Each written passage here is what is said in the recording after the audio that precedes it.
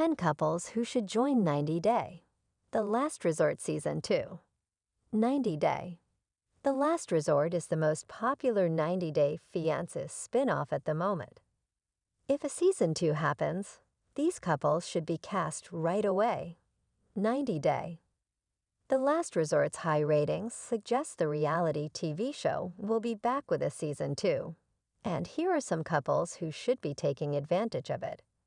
Rumors of a 90 Day Fiance couples therapy-themed spin-off began when several cast members were spotted at the Isla Bella Beach Resort in Florida.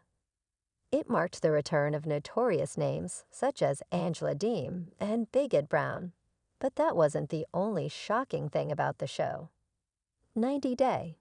The Last Resort Season 1 premiered with a bang as Kalani Fagata dropped the bombshell about Asulu Pula cheating on her. Yara Zaya revealed she was taking birth control behind Jovi Dufresne's back and threatened to divorce him after he got Angela into their room at 2 a.m. Angela has been consistent with her arguments with her co-stars, and Big Ed continues to make cringe jokes. But are there couples that could make the show juicier than it is if they are cast for Season 2?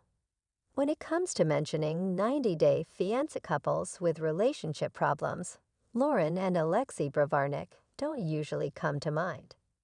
They have been happily married since 2015. However, some factors could end up driving Lauren and Alexei apart. Lauren's parents have been extensively featured in Lauren and Alexei after the 90 days and have made it clear that they're not happy with Lauren's relationship with Alexei. They fought with Lauren for a long time and are opposed to her and Alexei moving to Israel, where he's from. If they keep meddling in Lauren's marriage, the pair might need therapy to fix the mess. Elizabeth Podhast and Andrei Kastravit have kept returning to the franchise since their debut on 90 Day Fiancé Season 5. They met in Dublin, where Andrei was working at the time. The couple has kept arguing over multiple issues through the years, with their storyline becoming repetitive and boring. However, Andrei's attitude towards Elizabeth, with his constant swearing, makes viewers believe he is not right for her. The biggest reason, however, why the couple could need professional help is the feud between Andrei and Elizabeth's family. He has never gotten along with the Patas, to the extent of believing they have reported him to immigration, as he's unable to get a green card. Brandon Gibbs and Julia Trepkina became a couple to watch out for after their Season 8 debut. The couple was inseparable and in love, but the villains in this relationship were Julia's in-laws. Brandon was close to his parents, who kept interfering in the couple's life. While Brandon and Julia have moved into their new house, the couple has new issues to deal with. Brandon doesn't agree with Julia taking up go-go dancing as a career.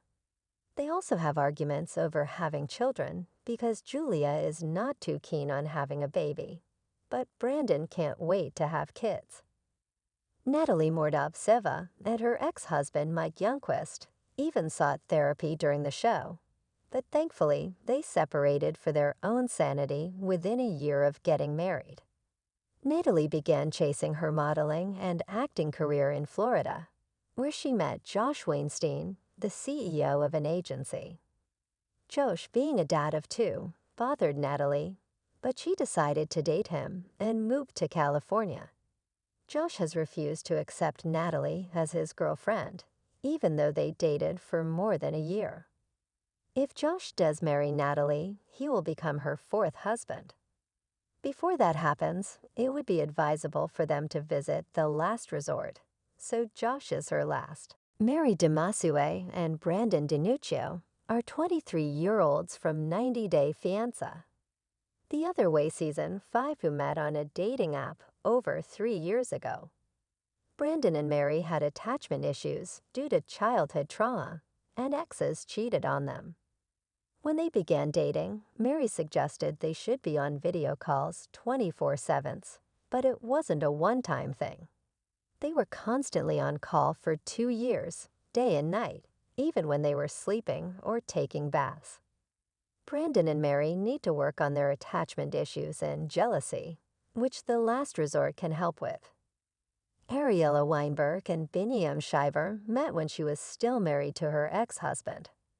Ariella finally divorced her ex when she became pregnant with Biniam's child. Biniam's ex-wife had left him while taking their baby back with her to the U.S., but Ariella didn't see this as a red flag. Clearly, they have multiple issues in their relationship that they need to focus on, and the last resort could help them. Shekinah Garner and Sarper Govan are newcomers to 90 Day Fiance. Still, viewers are already calling this relationship toxic. Shekinah has left her Los Angeles life behind to join Sarper in Turkey. She's put her teenage daughter in a boarding school for her own convenience. Meanwhile, Sarper claims Shekinah is the one for him after having maintained physical relationships with over 2,500 women. Sarper controls Shekinah in more ways than one. He has decided that she should weigh a certain weight, and he chooses what clothes she should wear along with her makeup. Shekinah will need help realizing she is being love-bombed. Bilal Hazes upset viewers and Shada Sween when he played a nasty prank on her upon her arrival in the U.S. He wanted to test Shada to see if she was a gold digger and took her to his old house instead of his place.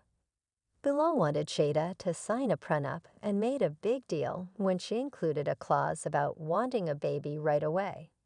Shada seems trapped in a marriage with a controlling man. This is one couple that needs to sign up for 90 Day.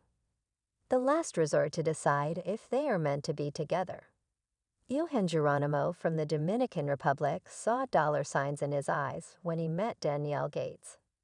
Danielle fell for Johan's height and good looks and ignored his red flags. She barely met him 3 times before deciding to marry him. Danielle packed away her bags and moved to the DR, the opposite of what Johan wanted. Johan dreamed of moving to the U.S. to make money for himself and his family. The couple had a nasty fight during the tell-all when Johan saw Danielle's ex-boyfriend on set. The couple sought counseling before getting back together for 90 Day Fiance. The Other Way Season 5. Perhaps it's time for a second round before things go south again. Gino Palazzolo and Jasmine Pineda have been in fights on the show since they met in person in Panama. Despite their several blowouts, they got engaged and still broke up multiple times in the new 90 Day Fiance. Before the 90 Day season, Gino revealed he wasn't interested in being intimate with Jasmine because she was picking fights all the time. Jasmine also refused to agree with Gino, saying his family was more important to him than she was. But they might need to check into the 90 Day, the last resort for still being friendly with her ex-boyfriend Dane.